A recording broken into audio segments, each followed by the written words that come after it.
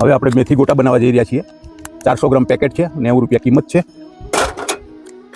હવે આપણે આની અંદર કડાઈમાં અડધી કડાઈથી વધુ તેલ ભરવું, 1 આંગળી પાણીમાં ડબોળી અને 1 બૂંદ કડાઈમાં નાખ્યા પછી ગેસ ચાલુ કરવાનો છે। હવે આપણે ગેસ ચાલુ કરીશું।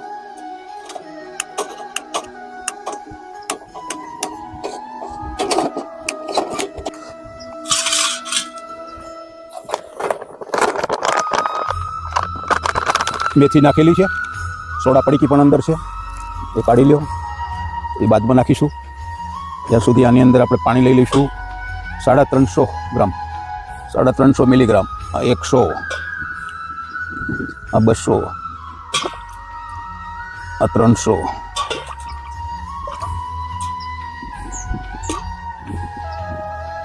આ 350।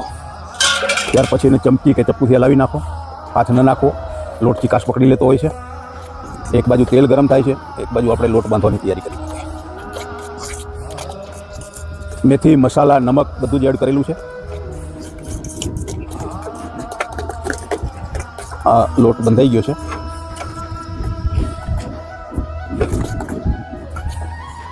ઓકે, હવે પાણી તેલ ગરમ થશે એટલે આપણે સોડા પડીકી 2 ચમચી પાણીમાં મિલાવીને નાખીશું અને આની અંદર આપણે 4 ચમચી તેલ નાખવાનું છે, ઠંડુ તેલ। હવે તેલ ગરમ થશે એની આપણે ઇંતજાર કરીશું।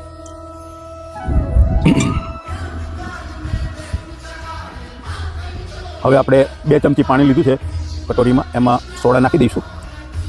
સોડાને ઓગાળી અને હવે તેલ અને સોડા બંને છે એને એકસાથે મિક્સ કરશું।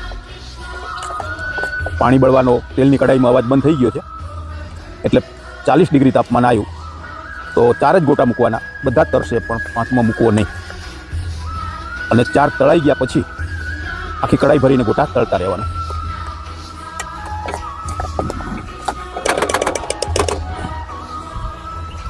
હવે આપણે ગોટા તળીશું તો કડાઈને અડીને આપણે તેલમાં નાખીશું ગોટા।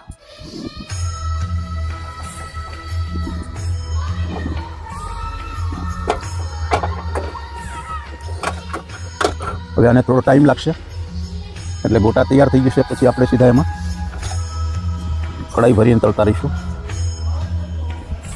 હવે 4 ગોટા તળી ગયા છે, આ પાકા છે કે નહીં એમ જોવા માટે આપણે સ્લાઇડ દબાવવાના, તરત ઉપર આવી જાય તો સમજવાનું કે ગોટો તળી ગયો છે। હવે આપણે આખી કડાઈ ભરીને ગોટા તળી લઈશું।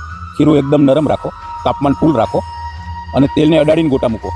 આ ગજવેલની કડાઈ છે, તમારો હાથ નહીં દાજે, ચિંતા ના કરશો, ગોટા એની મેતે ફરશે। જુઓ, મેં આ ગજવેલની કડાઈની ખાસિયત એ છે કે ગોટો એની જાતે ફરતો હશે, તો આ કડાઈની ખાસ વિશેષતા છે।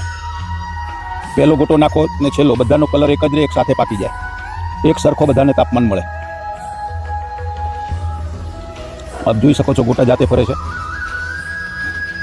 કોઈ ફેરવવો ન પડે।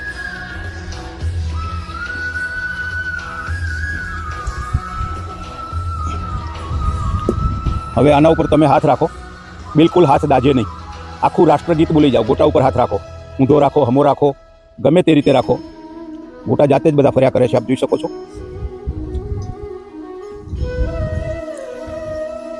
પાકી જાય એટલે ઓટોમેટિક ફરતા આવે।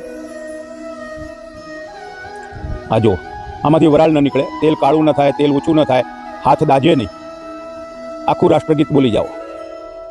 ગોટા એની જાતે જ ફર્યા કરે છે, આપ જોઈ શકો છો, એટલે કોઈ ગોટાને ફેરવવો પડે નહીં આપણે।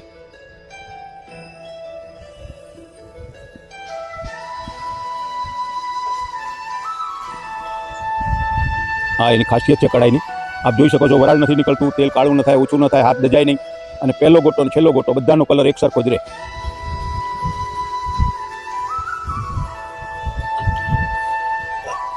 આ ગોટા પાકી ગયા છે, હવે આપણે એને કાઢી લઈશું। ગેસ ફૂલ રાખવાનો છે, ધીમો નથી કરવાનો, મોટા બર્નલ ઉપર, અને ગોટા મૂકવાની થોડી ઝડપ રાખવાની છે। આ જો, એક જ કલર બધાનો એક સરખો, કયો પહેલો ને કયો છેલ્લો મૂક્યો ખ્યાલ જ ના આવે। તો આ રીતે આપ ગોટા બનાવી શકો છો। અને આ ગોટો તેલ બિલકુલ ન પીએ। મેન આ ગોટાની ખાસિયત છે કે તમે તોડી અને વચ્ચે હાથ લગાવો તો બિલકુલ તેલ જ ના આવે। મેન ખાસિયત આ છે, આપ જોઈ શકો છો। ઓનલાઈન કડાઈ પણ મંગાવી શકો છો ઘર બેઠે. અને મારો હાથ દાજતો પણ નથી. જો તેલને અડાડીને મૂકવાથી ગોટો ગોળ બને. જેટલું ખીરું નરમ એટલો ગોટો સોફ્ટ અને ફૂલ સાઈઝનો બનશે. તો આ રીતે આપ ગોટા બનાવી શકો છો. મેં મેથી નાખેલી છે, મસાલા નાખેલા છે અને એક અનેરો ટેસ્ટ છે. વધુમાં વધુ પેકેટ વેચાતા અમારા ખમણ ગોટા અને જાંબુ બહુ ફેમસ છે. બાકી બધા સારા જ છે, પણ આનું વેચાણ અતિ વધુ છે.